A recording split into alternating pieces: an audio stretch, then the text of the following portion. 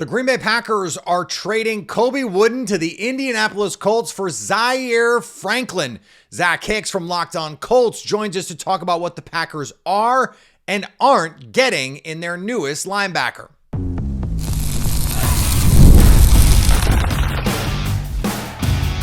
You are Locked On Packers, your daily Green Bay Packers podcast. Part of the Locked On Podcast Network, your team every day. You were Locked On Packers, part of the Locked On Podcast Network, your team every day. I'm Peter Bukowski, and I cover the Packers for The Leap, a newsletter I would love for you to subscribe to. Subscribe to the podcast wherever you get podcasts, Apple, Spotify, Google, wherever you get podcasts, you'll find Locked On Packers, the number one Packers podcast on the internet, and the show for fans who know what happened, they want to know why and how. Thanks to everyone who makes Locked On Packers their first listen every day. We hope you like starting your day with us as much as we like starting our day with you here on the Locked On Podcast Network, the number one sports podcast network. The Packers made a trade, or at least are going to make a trade. They can't officially make the trade until the new league year starts next week, but they have agreed to terms to send defensive tackle Colby Wooden to the Indianapolis Colts for veteran linebacker Zaire Franklin, someone who was a Pro Bowler and a second-team All-Pro linebacker in 2024. Was not as good, okay, in 2025, but there are reasons for that. There are things to talk about here, and that's why we have Zach Hicks from Locked On Colts. That's what makes the Locked On Podcast Network special. Is we always have someone to get a chance to talk to these players or to talk about these players with. And so Zach can help explain what the Packers are. And, you know, it's important to talk about what Zaire Franklin is not. We'll do all of that right now. The Packers always keeping us on our toes in the offseason. That's not been the case with Ted Thompson for years, but Brian Gutekunst outside of character here with this trade. Zach Hicks from Locked On Colts joining me now to talk about my guy, the Syracuse legend, Zaire Franklin. Zach, there's a lot to dig into here, from personality to play style to player development, because he's not the same player he was a couple years ago. But let's start with from the beginning. Zaire Franklin was a part-time player, became a full-time player, and really broke out a couple years ago. When he did break out, what was it that made him pop the way that he did? Yeah, so much of it was just the way that he was able to build himself up in this organization, right? He was a seventh-round pick, a guy that, you know, when you take a seventh-round pick, it's a flyer on an athletic player that just kind of fits your mold. And he played a lot his rookie season, actually. But then when his time got kind of limited and they were going to other options, he really had to fight for his way back on the field again by going through special teams and just being a guy who could work his way back into the lineup. But when he was able to get his chance back on the field, you could just see the tenacity that he brought to the position. You could see that like special teamer type of workmanship that he brought. A lot of splash plays, a lot of just working really well in kind of replacing a bit of what they lost in Shaquille Leonard or Darius Leonard when the injuries started to pile up for him in his career. So honestly, I don't know what it would have looked like transitioning on this defense post Leonard's injury if it wasn't for Zaire Franklin being able to step up into that role alongside EJ Speed and alongside, I mean, Bobby Okereke had to leave too, right? So they had to replace quite a few faces in that linebacker room, but he really stepped up. And from being like a captain on special teams early and being that kind of guy, he just was a natural fit as a captain on the defense as well when he stepped in there. So he had massive, massive shoes to fill, and he filled them pretty well, and including getting that All-Pro back in 2024. So incredible journey from a seventh-round pick to being what he was able to be with the Indianapolis Colts. You mentioned the tenacity, and that is the thing that I think jumps off the tape when you watch him, because he's not the biggest guy in the world. He's 6'1", you know, 230s, you know, I don't know what his playing weight is, but that's where he's listed. But he is a heat-seeking missile. And I would say plays bigger than his frame. He's also got an edge to him, right? Like as a personality, like he will chirp, he will talk, like he's a tough dude. Is that, do you think, part of the, hey, I'm a 7th round pick, I'm an underdog, you know, that kind of thing? Yeah, I've had the opportunity to meet Zaire Franklin a couple times and talk with him on shows, talk with him off air. He is a very tenacious guy, a very hardworking type guy. Brings a lot of that like seventh round edge to him, and he understands what he had to do to earn his place in this NFL. Yeah. So it's kind of like merging those two ideas of being like a leader and an outspoken leader, a rah guy, but also being a guy who understands where he came from and how he had to grind up to be where he is. So you'll never see him just give up on the field. He's, again, for all of his warts and the pros and cons of his game, which we can talk about for sure, he will always be flying all over the field nonstop 24/7, whether it's pass rushing, whether it's defending the run, whether it's defending the pass. He will get his head in there as much as possible. And that's how, again, tackles are an overrated stat. We're not going to evaluate linebackers purely off tackles, but I think it's a good measure for hustle and energy and just health, being able to stay on the football field.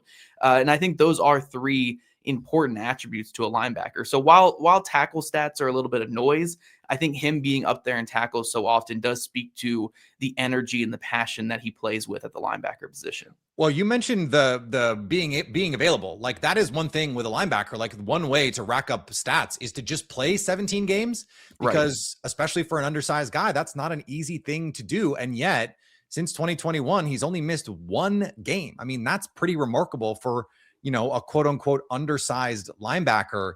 We'll get to the warts. Okay, we'll get there. But this is a player who at his best, we've seen, like, yes, tackles are noisy, and I think you can rack up tackles. We Packer fans will tell you Blake Martinez racked up a lot of tackles. He was not a good linebacker. A lot of those tackles were made 4 or 5 yards down the field. Quay Walker racked up a lot of tackles. I didn't think he was a particularly good linebacker either. But when you watch him, he's always around the ball, and it's part of that is speed, part of that is instincts. At his best, what made him an impactful player? Again, I think just the speed, the instincts, the playing like a heat-seeking missile, like you mentioned. But when we're talking about at his best, like in 2024, when he was, again, maybe not an all-pro. The counting stats said an all-pro, but there were some warts on the field. But I think it was still his best season because you got just he was a really good player. Like we can quibble all-pro, but he was a really good football player. Right. Very good player. Pro Bowl level for sure. I think he certainly earned the Pro Bowl nod he got that year. And a lot of it came down because, like, again, we have the tenaciousness, we have the ability to finish plays, the energy, but then he was forcing turnovers that year at a very, very high level. He got the peanut punch in his game that year, got a couple bounces in the passing game that went his way for interceptions. So at his very best, like, he was on a head course collision with, like, I'm making these plays and making these tackles, getting these tackles for a loss, getting some sacks here and there, but then he's punching the football out as well. And in the modern day NFL, you got to be able to force turnovers as a defense. Or, I mean, look at the Chicago Bears last year, right? I know I'm bringing up the Bears on the Packers podcast. Do we have to talk about this? Right. But like a lot of their success last year was purely because of forcing so many turnovers, right? So when you have a linebacker that can do something like that, it is a major plus. And it's actually part of why, again, we saw it kind of sour last year. His fit with the Colts is the turnovers just weren't there. But if you can get him back to his best in 2024, when he can be a run and chase guy who can, blindside hit these players with the ball and punch the ball out and force game-changing plays, I think you have a plus player on your defense. It's just about getting him back into what fits best for him. Well, so I want to ask you about that. So what changed in 2025? Why did it look different? The Colts ran a lot of man coverage last year, and you got to just be such a, to put it nicely with Zaire Franklin, like, I think there are some things he does really well in pass coverage. Like, I think he's a great roboting linebacker in terms of against play action, getting his eyes back to crossers and getting back in the way. Yeah, I think he does some really good things there.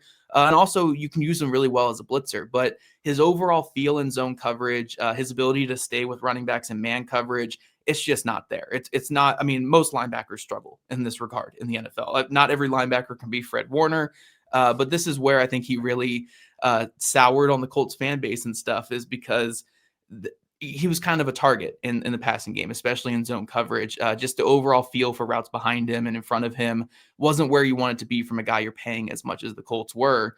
So that's kind of where the issues really came. And then when the Colts just started running, man coverage at like a 30 to 40% rate, it's either blitz him or he's going to be a target for other teams, right? So it kind of became a weird fit. The Colts overall, too, did struggle with some injuries up front that led to more linemen reaching him at the second level in the run game. He was also pressing a little bit to make these big plays in the backfield, and it led to I wanted to ask you about that. Yeah, his missed tackle rate really climbed this past season, especially the last 2 seasons, actually, because he was really, really pushing to make those big plays in the backfield. So if you can get him, I don't know the situation in Green Bay, like, he's probably going to be your green dot there, is he? I would assume. Yeah. I would love him back in like a Will role just because I like him more as that backside run and chase guy. I think he's good, Mike, because he is such a vocal leader. And I do like him as that green dot. It's just he presses a little too much for a green dot for me. I would like to see him more in that run and chase where you can be a little bit more volatile. So I think that is where some of the concerns can be. But overall, I think he does give you a nice solid floor. And if you're not asking him to be your best defender on that side of the ball, like the Colts kind of were on that second level, I think he can be a really good auxiliary player for a defense. And more with Zach Hicks from Locked On Colts next on Locked On Packers. Workplace chaos, deadlines stacking up, inbox overflowing, and the one position you have to fill is still sitting open. When the pressure's on and you need the right hire, this is a job for sponsored jobs. Indeed, sponsored jobs helps you reach the people who actually fit what you're looking for: skills, experience, location, so you're not just hoping the right candidate stumbles upon your post. And here's a stat that says it all. In the minute or so that I've been talking to you, companies like yours have made 27 hires on Indeed, according to Indeed data. That's worldwide. So if you're hiring, spend less time searching and more time interviewing candidates who check all the boxes with Indeed sponsored jobs. Spend less time searching and find someone who actually can help your company do what you want it to do. And listeners of this show will get $75 in sponsored job credit to help get your job the premium status it deserves at Indeed.com/podcast. Just go to Indeed.com/podcast right now and support the show by saying you heard about Indeed on this podcast. Indeed.com/podcast. Terms and conditions apply. Need to hire?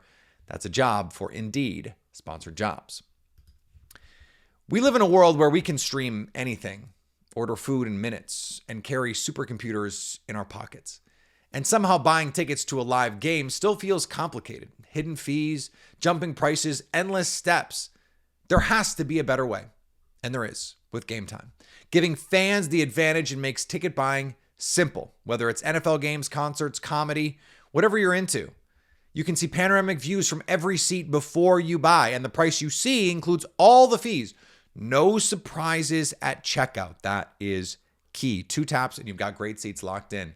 Fast, easy, done. Take the guesswork out of buying tickets. Download the Game Time app, create an account, and use code LOCKEDON for $20 off your first purchase. Terms apply. Again, create an account and redeem code LOCKEDON for $20 off. Download Game Time today. And that's, I think, a perfect way to frame this because the Packers have Edgerrin Cooper, and he's their run and chase guy. And so can you bring in a veteran that's going to get everybody lined up, that's going to get everybody in the right mindset? He is like, that's the thing that I think is the best about this for the Packers. Yes, he's a veteran. You can just plug and play, but they need some edge. They need some FU.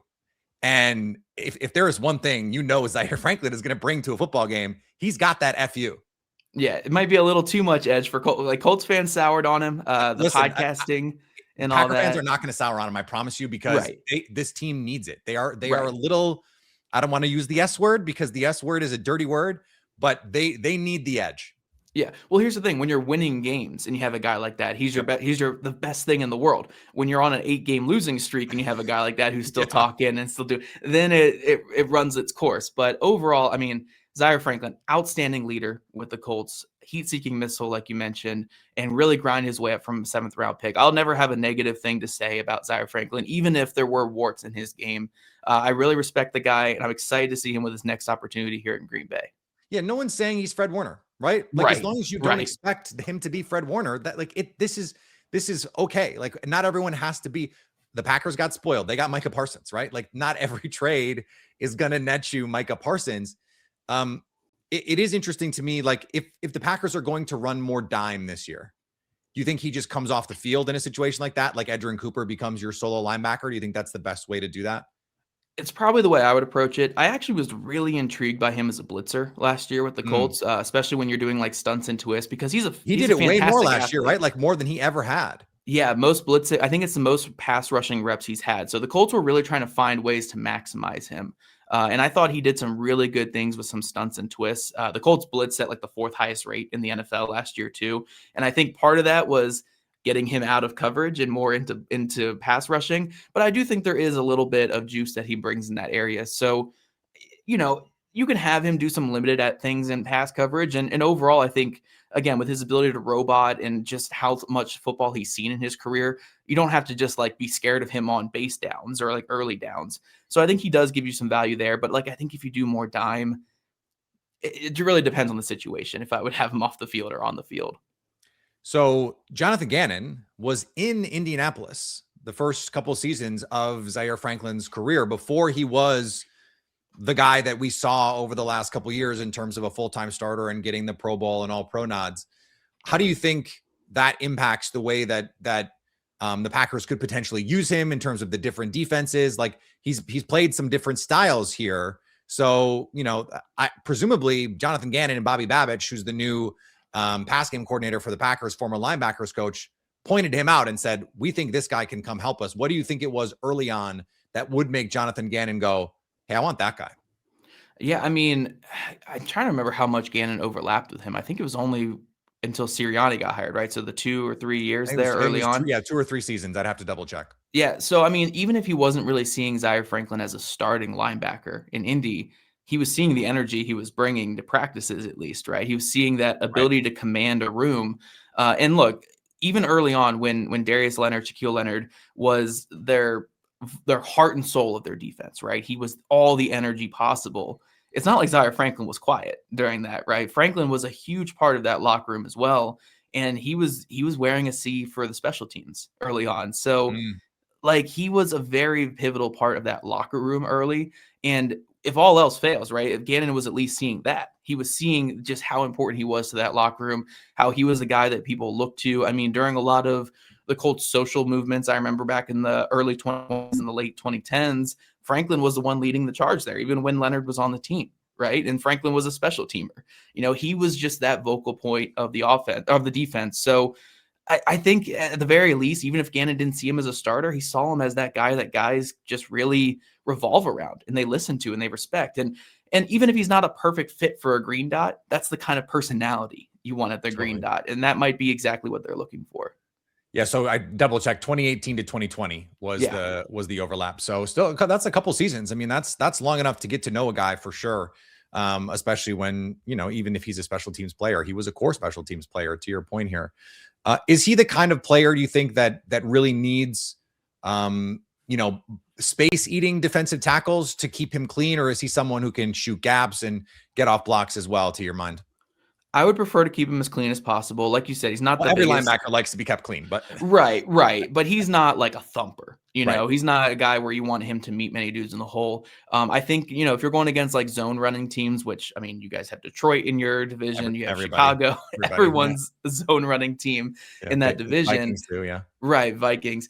He can dip offensive tackles and offensive linemen who get to him at the second level, like good shoulder dip. He's a fluid and very good athlete. He tested out of this world as a prospect back in the day. So he can get around guys, but he's not a guy like if they get hands on him, then it can be kind of a mess for him at that second level, either getting driven off the ball or getting knocked on the ground. So you want to keep him as clean as possible. If you're going to have guys reach him at the second level, though, at least slow them down so you can give him that chance to beat them to the spot or dip them, because there's going to be some chances that he takes at the second level in the run game. But he's got the fluidity to get around those guys. Just we got to make sure they keep the hands off him is the big part of it. Yeah. So we talked about his instincts and his speed and all those things. Packer fans will remember 2 years ago against the Colts, Malik Willis and Matt LaFleur and Josh Jacobs had him in a straitjacket because he did not know where the ball was. They busted out all those single wing high school concepts, and he did not know his ass from a hole in the ground in that game. Now, bespoke game plan, an offense that no one prepares for every week. The Colts had no idea what they were going to see. So a little bit unfair, but it seems to me like the thing about him is he's going to play aggressively, which means he's going to be wrong and he's going to guess wrong. And that's just something that you're kind of just going to have to take the good with the bad here. Is that about accurate? Yeah, you guys are going to be frustrated a little bit with some of the missed tackles and poor angles at times. Like there are going to be moments like that because there is some risk taking in his game. I remember distinctly a game against Atlanta this year. He had like a pivotal sack in overtime and like a huge like run tackle for a loss in that game, and what helped the Colts get the victory. But throughout the game, I'm like, man, this is such a frustrating run game because every big run Atlanta had, he's shooting a gap perfectly, getting back there and just missing the tackle or falling at the guy's legs. And it's a frustrating thing to see because it's like you're so close to making this big time play for us. It's hard to really corral that kind of gunslinger mentality at a linebacker position because you're also like, I do want you to make contact at the running back 1 yard in the backfield. And I don't want to tell you to slow down. So now you're, letting him get a 3-yard gain, but also you want to just get in their mind, like, make the tackle, please make the tackle. It's not an impact play if the guy's gaining 20 yards after you miss a tackle. So at this point in his career, you might just be living with it. But there will be some pros and cons, obviously, to having that volatile play at linebacker. Well, it should be fun no matter what, even if it's going to be frustrating. Zach, appreciate the time, man. Of course. I'm always excited to talk Zaire Franklin. Again, the highs and lows, I respect the guy so much that I hope for the best with him. All right. Thanks to Zach for joining the show. Excellent to get that perspective from him. And I can't tell you how excited I am for what we got coming this week. It's going to be a blast to talk about all the machinations here, the Rashawn Gary weirdness. We'll have more on our Monday show on that. What's going to happen with Elton Jenkins? Is there something brewing with a trade there? I think that's definitely something worth monitoring here. And then whatever the Packers are going to do in the next couple of days with the legal tampering period and the free agent officially beginning in the middle of the week. So keep it locked here. Always subscribe so you get the show right in your feed. You don't have to worry about it. You don't have to go find it. It's right there for you. Subscribe on iTunes so that you can watch us. All these episodes are on video. And of course, we're live twice a week with the Squad Show. We'll be live if there's big news to go with. Maybe a Rashawn Gary trade, maybe an Elton Jenkins trade, maybe something really crazy is going to happen. We'll be here for all of it. And you can follow me on the social medias as well. I'm here to give you everything, hopefully, you're looking for when it comes to the Packers, the updates, the analysis, everything, so you can stay locked on Packers.